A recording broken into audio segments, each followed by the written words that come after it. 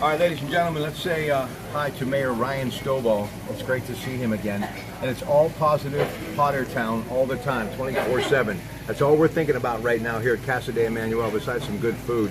I want to talk about this census. Back in a few years ago, you had about 11,000 people that lived here. That's in 2010. You go back to the peak, you had about 20,000 in 1970. So the bottom line is you've lost a lot, but you still have a lot. Compared to a lot of the towns that I know up and down the Ohio River, you still have a lot of people living here. And you know, when you think of downtown, West End, Sunnyside, Jethro, these are names that people know that are from East Liverpool. The East End, Pleasant Heights, Fisher Park, Thompson, Beechwood, and of course outlying areas that are kind of connected to East Liverpool, Calcutta, Glenmore, La Crosse, and of course West Virginia, Pennsylvania. You still have a lot to work with here. But let's focus on downtown. I want to commend you and the council on what you've done. You've got a great police department. You've got a professional firefighters department that's absolutely amazing. These people are actually on the payroll. I want to talk to you about, you got the Newcastle School of Trades, you got new housing downtown. But what do you do when the streets have all been paved? I don't know how you did it, but you did it. How do you attract business to go down there? Because you don't have as many people living downtown, and hopefully that will change. But first thing, you've got to get a reason for people to go downtown. A destination, the business matrix, if you will. So talk to me about what you're doing as far as trying to attract business downtown there. Well, what we're doing right now is, like you said, we're revamping the roads, cleaning up the downtown area some. To get the businesses in, you're correct, we have to have people. And when we talked to some prospective business clients to move into town, they said to get more foot traffic. And part of that was for the Market Street lofts that's going in. Beautiful. So once that phase is complete, then we do have a couple other businesses that want to come in. One of them being a movie theater that we'd like to have come downtown. But once again, they said we need foot traffic, and you get the foot traffic there, and we'll be in. Let me ask you something. You got the amazing hot dog shop. Without that, I don't know where you'd be, because it's a great eatery in downtown. But I'm thinking about, you got students at Kent State, you got this Newcastle School of Trades. Any possibility of some of the others to make their way downtown, McDonald's or Wendy's, or the possibility of, you got Orlando's is back now, and the old Bruno's Pizza, which I was so happy to see that. But what about eateries in downtown that would be there for the student population that's growing and the teachers that are there as well? So what about that aspect as far as downtown? Well, we're looking at that. One thing that we would like to develop is, like foods such as the Italian foods and Greek foods, and have a special place downtown for that where you can walk. Yeah, the ethnic foods. That's very important. We have a pretty diverse community here, right? So we are talking with them, and once again, it just comes down to that foot traffic downtown. If you're downtown during the day, until about 5 o'clock, it's packed. It really is. I mean, the parking, there's no parking. East Liverpool's alive. It's that after 5 o'clock crowd that we have to get to.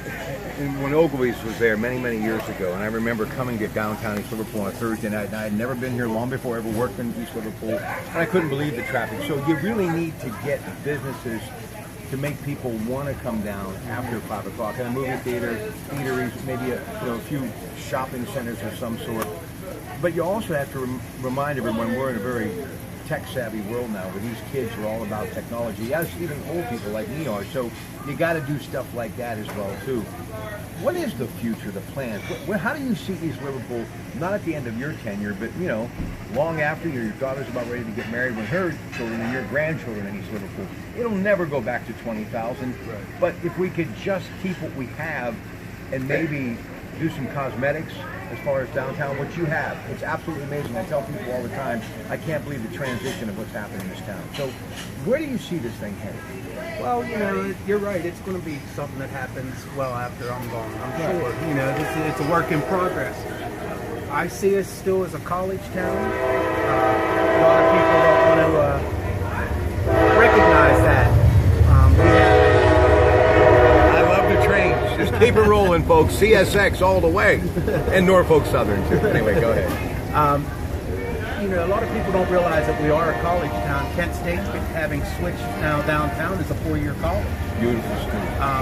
So we have to embrace that, and we're trying to embrace that. And just like you said with the eateries, different things like with the McDonald's and stuff, I see that stuff coming back I hope downtown. so. I hope so. And I see the big move, because back, it also creates jobs for these kids. absolutely. We have a couple things in the works now. The Belfair car plant. Yeah, what's the latest on that? They're in negotiations for the property. Old Riverview Floor property? Correct. Everybody thinks that that's just gone away, and it hasn't. The attorneys are meeting and going over the plans for that and trying to come to a deal. They now have a private investor, which is great. So, that's going to be 300 jobs. I just did a big show last night on the radio about public education with a former spokesperson for the Pennsylvania State Education Association. Jason Croxall, one of my many friends, happens to be a public school teacher here. And I think about all of the years being around the athletics and the students and obviously the administration and teachers. So you look at LaCroft Elementary, North Elementary, Westgate Middle School, junior and senior high school. One thing you do have that you don't have to worry too much about, you've got a very rock solid school system. Yeah, and we have a great superintendent now in Randy. Randy's, I'm very glad that he's got that position now. Our schools are definitely moving forward and headed in the right direction. As we kind of turn the page and just talk about some other things, last time I was with Chief Lane here, obviously the front page of the Beaver Allegheny County Times today, 165, units of Narcan were used to save people in Beaver County. It's been rough. We all know that. But I got to tell you something. Maybe it's just me, because there's so many cosmetic things that have happened, and you've got that big bright neon at Newcastle School of Trade at night. I see life. I at least see a heartbeat, okay, and I feel it. I don't see as many issues in downtown. So your police and your part-time police officer, they've done a good job. Well, we've had, we believe in the broken windows theory of policing, at least, and this administration doesn't. It's something that hasn't been done here. We just met with our captains last week about it. You might recall Rudy Giuliani from New York City. It was part of his philosophy. I agree totally with it. If you let the small stuff go, it just grows into the bigger crimes, and that's what's happened here. Over the last 10 or 20 years, the small stuff, open containers, not the planning department not going out maybe and worried about that broken window. Right. Well, one broken window turns into two, turns into an entire building that's bad. Okay. And so we're trying to do a zero tolerance now, and hopefully it's working. Yeah, people understand that. I might not be the most popular guy in the world, but I didn't get into the job to be the most popular guy either. Listen, when you think about East Liverpool, obviously the pottery capital, Homer Laughlin, Trey Wells, Hall China now, I love all that. Lou Holtz Museum, Pretty Boy Floyd, the Digger, James Bennett, the English potter who got this whole thing going. But I think they would agree too, just like me as a broadcaster here, everything has to come to an end, okay?